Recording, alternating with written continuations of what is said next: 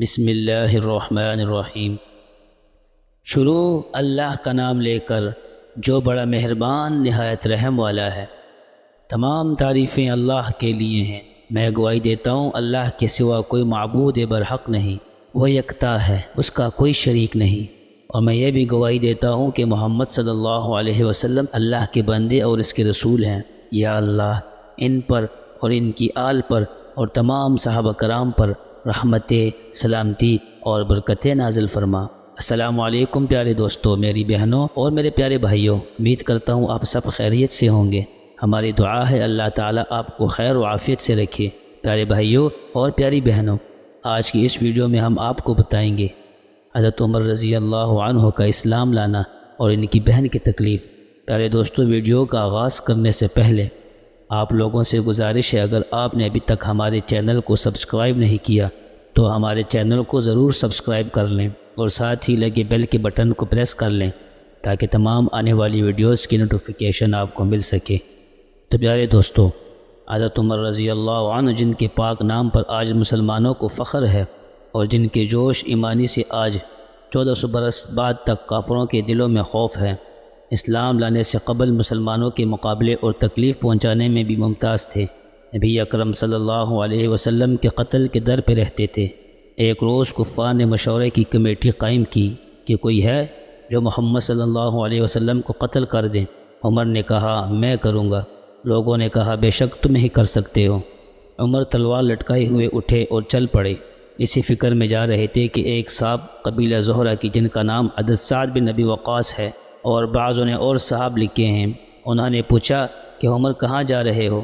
کہنے لگے کہ محمد صلی اللہ علیہ وسلم کے قتل کی فکر میں ہوں۔ نعوذ باللہ۔ سعد نے کہا کہ بنو ہاشم اور بنو زہرہ اور بنو عبد مناف سے کیسے مطمئن ہو گئے؟ وہ تم کو بدلے میں قتل کر دیں گے۔ اس جواب پر بھڑک گئے اور کہنے لگے کہ معلوم ہوتا ہے تو بھی بے دین ہو گیا، لا پہلے تجھی کو نمٹا دوں۔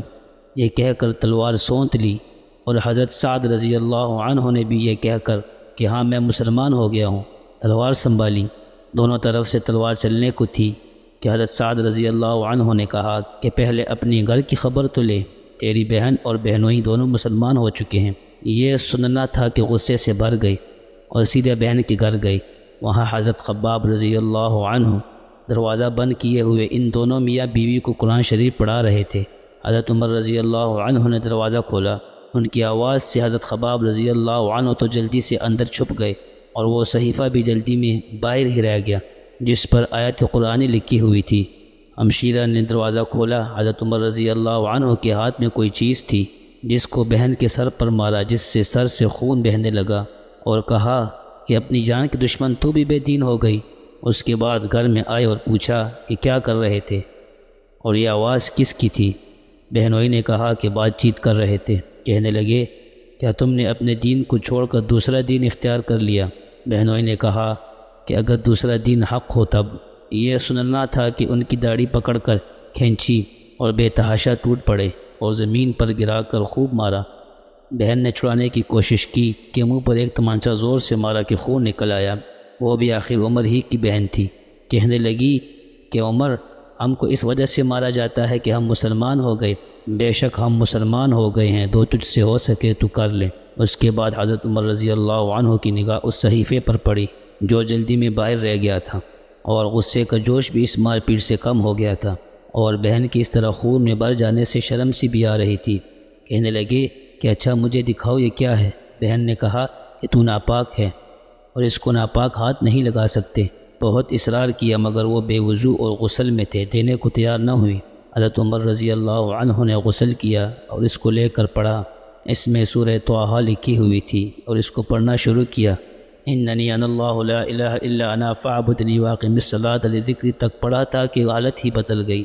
کہنے لگے اچھا مجھے بھی محمد صلی اللہ علیہ وسلم کی خدمت میں لے چلو۔ یہ الفاظ سن کر حضرت خباب رضی اللہ عنہ اندر سے نکلے اور کہا کہ اے عمر تجھے خوشخبری دیتا ہوں کہ کل پنجشنبہ میں حضور صلی اللہ علیہ وسلم نے دعا مانگی تھی کہ یا اللہ عمر اور ابو جہل میں جو تجھے زیادہ پسند ہو اس سے اسلام کو قوت عطا فرما۔ یہ دونوں قوت میں مشہور تھے۔ معلوم ہوتا ہے کہ حضور صلی اللہ علیہ وسلم کی دعا تمہارے حق میں قبول ہو گئی۔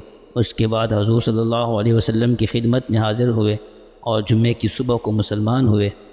ان کا مسلمان ہونا تھا کہ کفار کے حوصلے پست ہونا شروع ہو گئے، مگر پھر بھی یہ نہایت مختصر جماعت تھی، اور وہ سارا مکہ بلکہ سارا عرب اس لیے اور بھی جوش پیدا ہوا، اور جلسے کر کے مشورہ کر کے ان حضرات کو ناپید کرنے کی کوشش ہوتی تھی، اور طرح طرح کی تدبیریں کی جاتی تھیں۔ تاہم اتنا ضرور ہوا کہ مسلمان مکہ کی مسجد میں نماز پڑھنے لگے۔ حضرت عبداللہ بن مسعود رضی اللہ عنہ فرماتے ہیں کہ عمر رضی اللہ عنہ کا اسلام لانا مسلمانوں کی فتح تھی، اور ان کی ہجرت مسلمانوں کی مدد تھی، اور ان کی خلافت رحمت تھی۔